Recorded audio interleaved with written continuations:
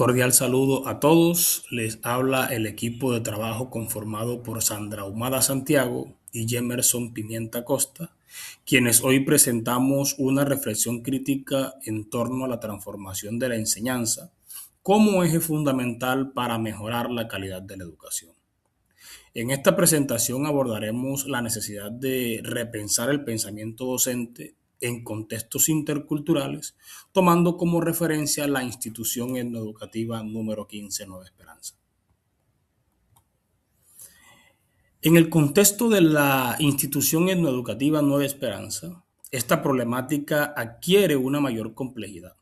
La transformación del pensamiento docente se convierte en una condición indispensable, ya que el docente no solo transmite conocimiento, sino que también media entre saberes culturales diversos. En este escenario, el currículo deja de ser un instrumento técnico y se configura como una construcción sociopolítica que define qué saberes son válidos.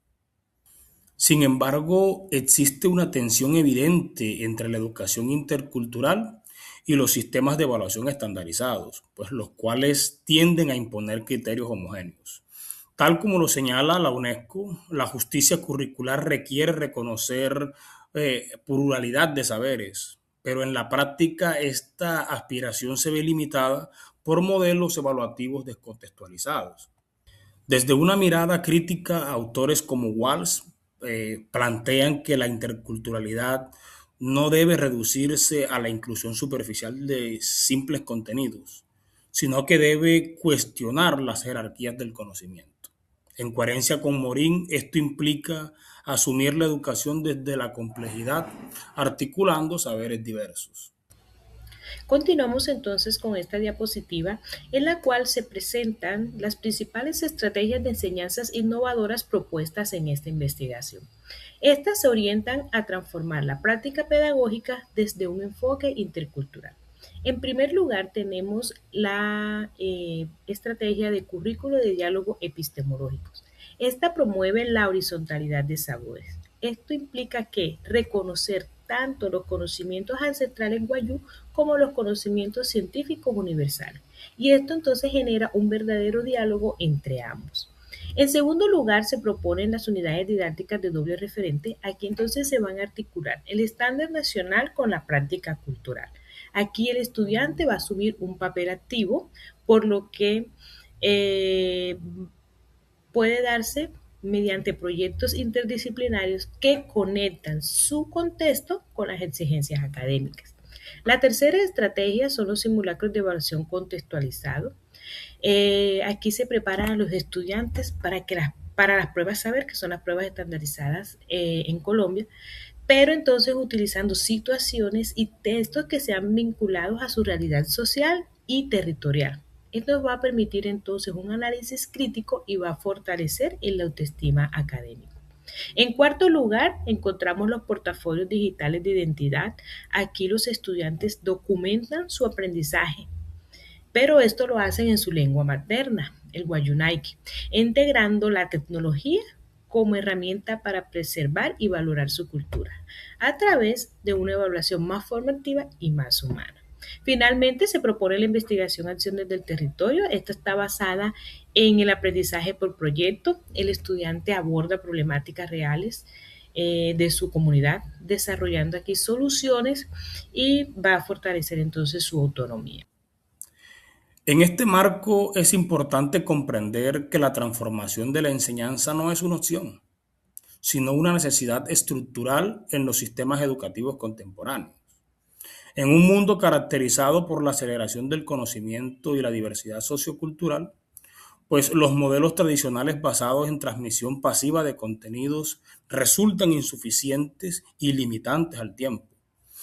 Tal como lo plantea Freire, pues la educación no es neutral, ya que puede reproducir o transformar las condiciones sociales. Y esto obliga a su vez a cuestionar los fundamentos sobre los cuales se ha construido históricamente la enseñanza. En este sentido, uno de los principales problemas del modelo tradicional es su desconexión con las dinámicas reales del aprendizaje, ya que éste prioriza la memorización sobre el pensamiento crítico. Investigaciones como la de Hattie evidencian que los aprendizajes más efectivos se producen cuando el estudiante asume un rol activo dentro de la construcción del conocimiento. Sin embargo, la persistencia de estructuras rígidas, currículos sobrecargados y evaluaciones centradas en resultados cuantificables demuestran que existe una fuerte resistencia institucional al cambio. Tal como advierte Fulham, pues las reformas educativas fracasan cuando no transforman la cultura institucional.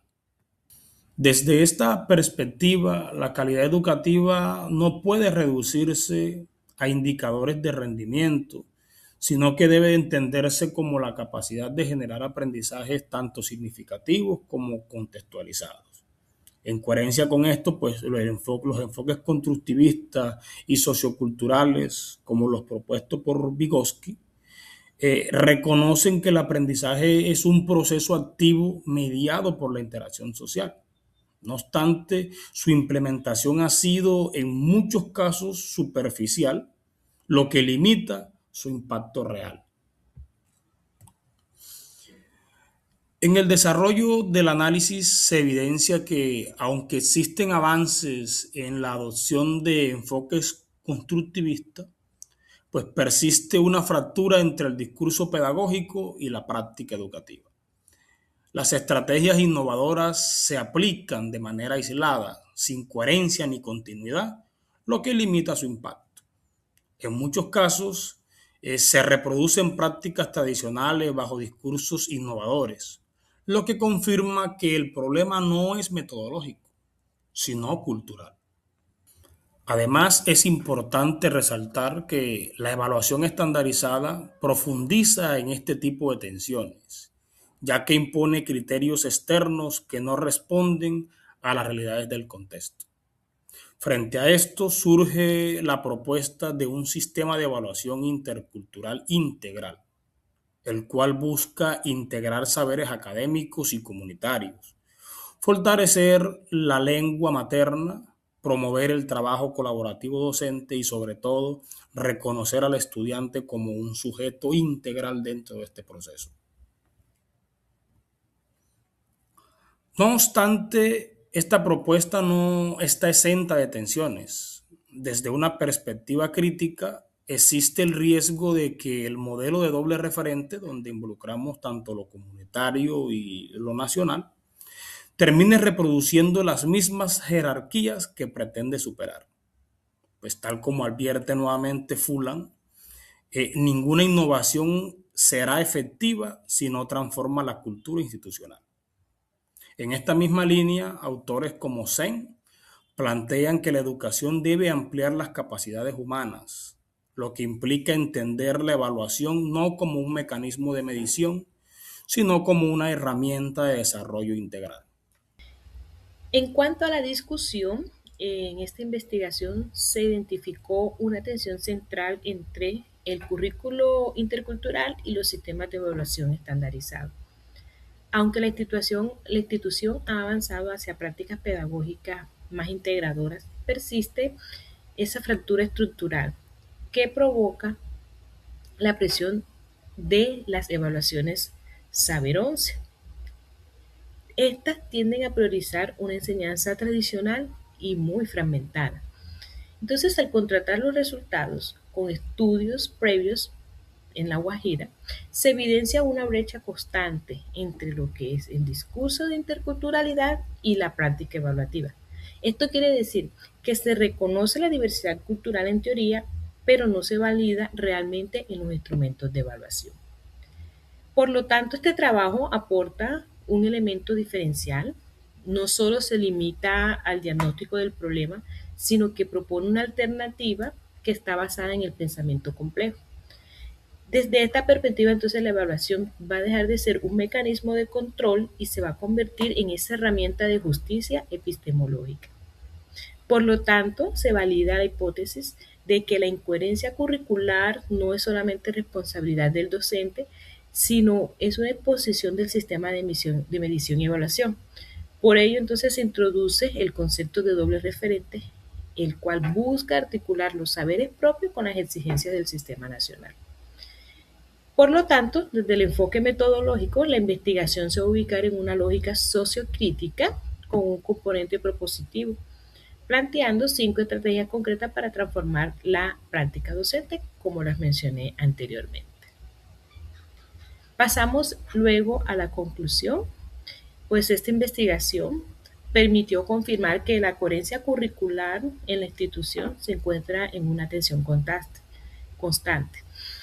Aunque existe ese avance hacia un modelo intercultural, este se ve afectado pues, por los sistemas de evaluación estandarizados que responden a esas lógicas de homogenización y terminan entonces fracturando la propuesta pedagógica. Por lo tanto, se concluye que la evaluación no es ese proceso neutral, sino ese dispositivo que define qué conocimientos son válidos. Por esto, entonces, si no se transforman los instrumentos de evaluación, la innovación curricular va a correr el riesgo de quedarse en un plano únicamente discursivo. Otro hallazgo fundamental en esta investigación es que esta transformación no es posible si no hay un cambio profundo también en el rol docente. El maestro es ese que se convierte en ese mediador clave, que es capaz de articular los saberes, cuestionar las lógicas tradicionales y construir esas prácticas coherentes, principalmente pues con el contexto cultural. Como lo mencionaba ahorita, frente entonces a la hipótesis planteada, entonces se demuestra que un sistema de evaluación integral basado en doble referente, en lo cual se tiene en cuenta tanto lo comunitario como lo nacional, es una vía efectiva para cerrar la brecha entre la identidad cultural y las exigencias académicas. Y esto va a permitir entonces que la evaluación deje de ser excluyente y se convierta pues, en una herramienta de justicia epistemológica.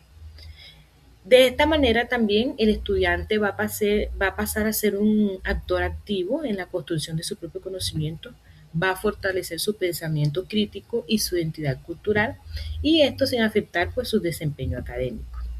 Para finalizar, entonces se concluye que la evaluación intercultural debe entenderse como ese puente entre el territorio y el sistema global, lo que lo posiciona como un elemento clave para garantizar la equidad educativa, la justicia social y el reconocimiento de los saberes ancestrales. Aquí podemos observar algunos referentes bibliográficos. Muchísimas gracias.